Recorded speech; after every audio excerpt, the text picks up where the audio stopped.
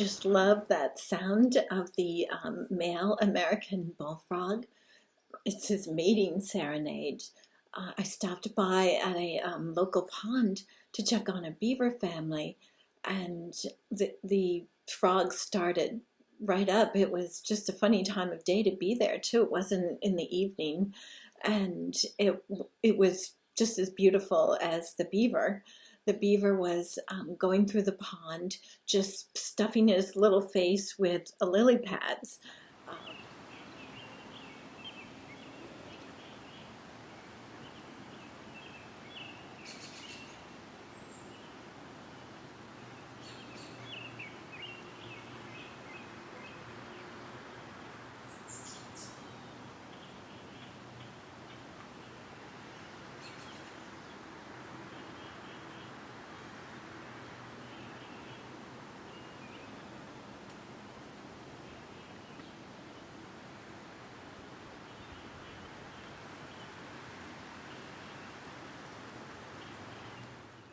in warm weather, beavers love softer plants rather than woody barks and um, branches. So they eat all parts of the lily plant. They eat the tuberous roots, the seed capsules, the flowers, and the leaves, of course. So as you can see here. Um, this show is meant to uplift my family and friends.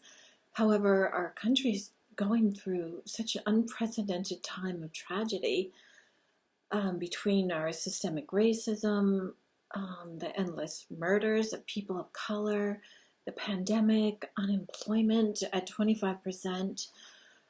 I think it's overwhelming, and I know I know we'll see ourselves to the other side before things get too much worse. I just hope that when we do get to the other side, we can we can reinvent our culture for the benefit of the many, not just the few. Just been thinking a lot about that.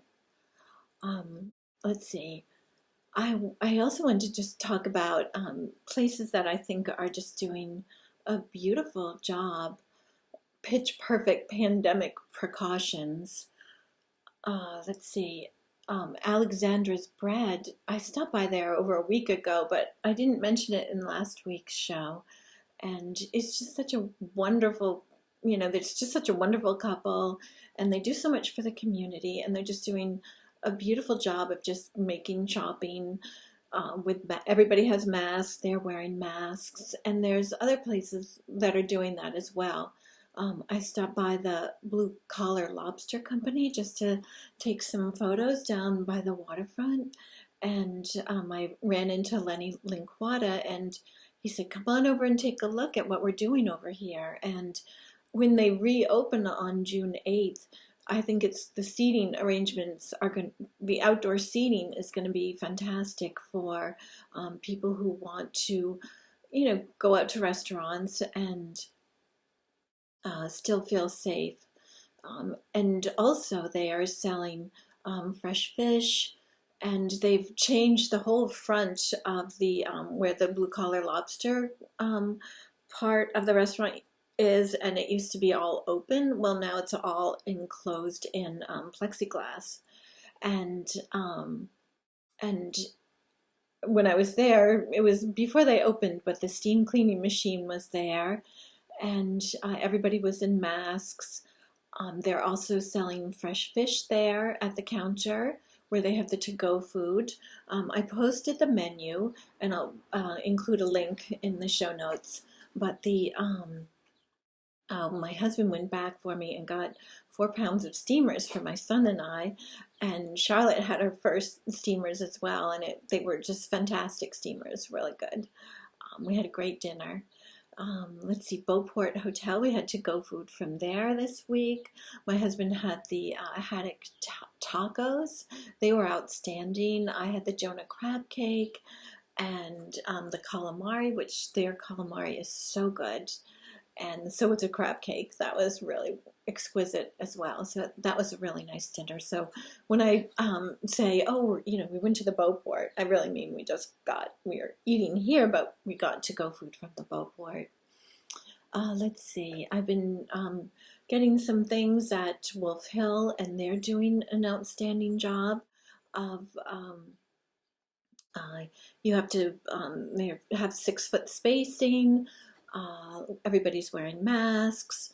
They can't help you load up the car right now. I guess that's against regulations, so you just have to, be careful not to get 2 pound cubic bags of potting soil like I did.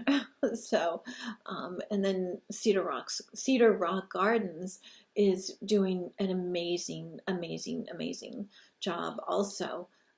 Elise and Tucker have set up the shop to accommodate 6 foot spacing.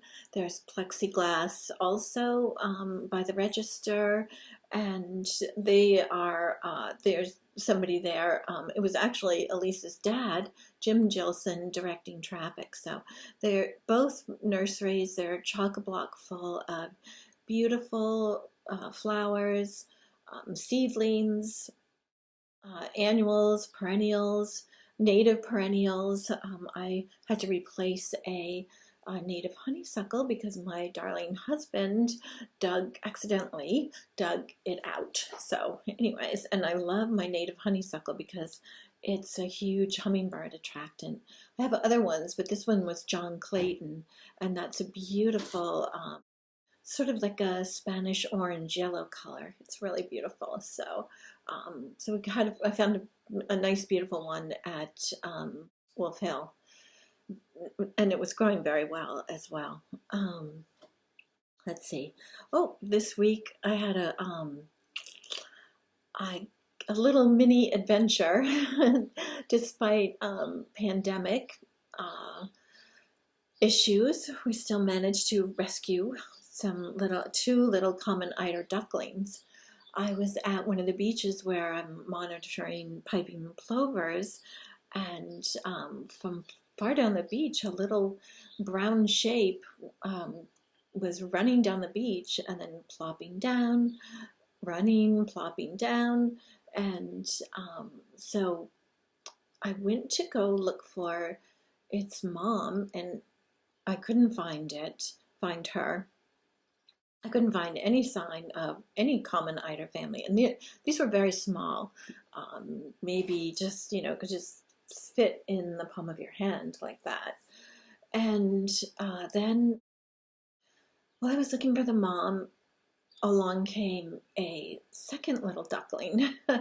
So we put the two together, and this really sweet family, a husband and wife and their little baby, watched the ducklings while I ran down the beach further to see if there was a mom in sight, a female common eider, and I only found one dead female common eider, which was very unusual. I never see that on the beach. So it had to have happened fairly recently because there's so many beach scavengers that they would have gotten to it if it had been there any length of time. So.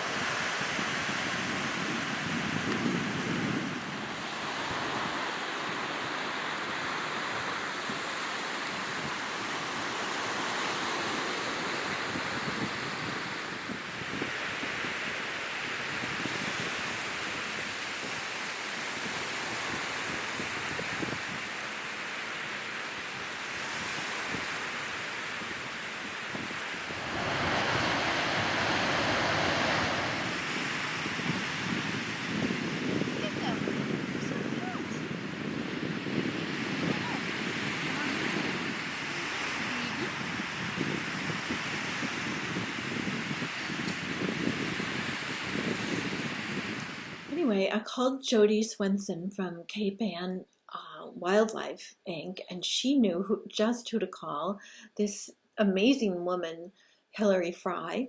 So I called Hilary, and she said, oh, yes, she had seen them around the harbor earlier that day. So I tucked them into Charlotte's little blue beach pail and covered them up with a clean diaper. and then drove home all the way home with my hand on the pail and one hand on the steering wheel. And then, let's see, I stopped at home because Tom had gotten ready a larger crate. I wasn't sure how it would be on the boat, how to get them, uh, what would happen on a boat, so, or how large the boat was, or anyway, so Charlotte got to see them as well, so that was wonderful. She just loved them, loved them to pieces just for a few seconds. She got to see them. So then I went down to Harbor Loop, and there was Hilary, and I met her, and she's wonderful. She's very involved in the Gloucester High School sailing program. I imagine she probably started it. I mean, she's just a very dynamic, energetic, little old lady, I guess. I don't really want to say that, but that's what she is. But she was just so full of, energy. And we jumped into her little skiff, and as we passed the Beacon Marine, and from across the harbor, she could see a little family. So we we we got close to the family, and I got a little mixed up. I thought she said throw them in now, but it wasn't really the right time to toss them in. And so then both started to swim in the opposite directions. So Hilary very expertly corralled the ducks around to the she circled the boat around, and she got the ducks, the family of 5 ducklings and several adults, to swim towards the little babies. So, and then the little babies were peeping, and then as soon as the adults heard the babies peeping, they they started lifting out their necks and just changed direction and went right towards the babies. So, we weren't really sure if they got 100% sure if they got together. But then the next morning, I went down to the harbor with Charlotte, and we found the little family. It had to have been the same family because it was so late in the day when we saw them the night before, and there were 7 altogether. So that's wonderful. So I just want to thank Hilary and give her a shout out, but especially give Jodi from Cape Ann Wildlife a huge shout out, because she's just an amazing person. And she does so much to help our local wildlife. And her businesses, or her operation, is all run on donations. So if you think of it, if you can, it's just a hard time right now. Like, for us, like our hot water heater just went, and not the right time during the pandemic, but well, it was 20 years old, so I feel like we did get an extra 10 years out of it. But anyways, please think about donating to Cape Ann Wildlife if you can. I wouldn't have known about Hilary if it weren't for Jodi. So thank you so much, Jodi, and thank you, Hilary. You guys were awesome, really awesome. Let's see. And then I guess we'll just end with the Piping Plover Chronicles. There were 2 eggs and then a 3rd egg.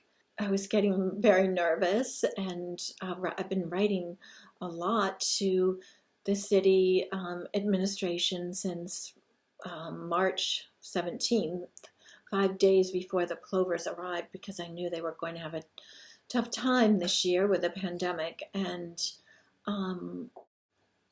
after the 3rd egg, I guess there was a change of heart, and Dave Rimmer was able to install the exclosure around those 3 vulnerable eggs, and Joe Luciodo helped him, as well as Dave's assistant Michael Galley. So they did an awesome job. I was there when they did it, and it only took it was very fast, like maybe 15 minutes once they were in the the roped off area with the exclosure to hammer it in. Of course, Dad was doing his little broken wing trick and piping vigorously. I'm glad it was Dad on the nest because the mom's a little more skittish, and that happens often. They just seem a little shyer. We hadn't walked 20 to 30 feet away from the nest after the exclosure was installed, and Dad was back on the nest. So there is a risk of installing exclosures. It happened to Dave once before. I mean, he's been doing this since 1986. So in all those years, he's only had one family reject an exclosure, and they waited 45 minutes, and then they just took the exclosure away. So, but at a very busy urban beach like ours, exclosures are imperative. And we would not have been successful with signs and exclosures when we finally did get them if it weren't for everybody writing letters. And so I'm just so grateful to everybody who wrote letters. I'm grateful for the state and the federal agents who were working behind the scenes as well. I understand that it's a very tough year for everybody, but we do have wonderful resources like Greenbelt, who did help us and is hopefully now, I'm sure Joe has learned now how to install an exclosure as well. So, but thanks to all our friends who wrote letters, and thanks to Greenbelt for always doing an awesome job and helping us so much this is the 5th year. That they've been available to lend us a hand. So I guess that's all for now. I hope everybody has a great week. And just want to say one thing about my neighbor Bianca and her Castaways Vintage Cafe. They have a street boutique, which I didn't get a chance to stop in at this weekend. But in addition to the cafe, they have set up in a wonderful manner the clothing and things like Bianca's vintage clothing. So I'm looking forward to stopping in there. But if anybody has a chance and wants to go shopping outside, stop in and take a look at Castaways Vintage Cafe, new street boutique. Okay, well, that's all for now. Take care, everybody. Bye.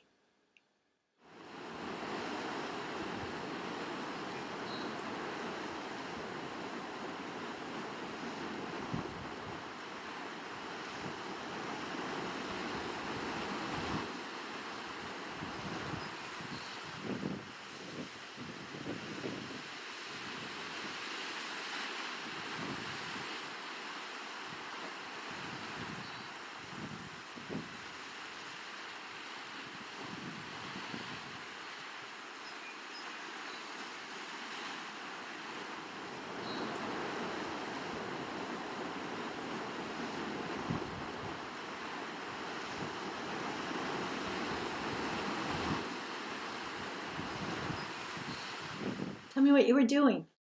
Well, it was right, but I didn't want my socks in the house. Why didn't you want your socks in the house? Because I was slipping fall. That's right. Who's that? Can you see yourself there? Yeah. Can I watch the turkey one? What do you want to watch? You want to watch the turkey movie? Here's my little helper making my little TV show. Yeah. Where did you guys go? Up to the quarries. Can I watch the turkey one? Which one is the turkey? Oh, I know which one you're talking about. Yeah. Oh, maybe in a little bit. Mimi has to do this right now. I love you so much. Oh. Okay. Down you go.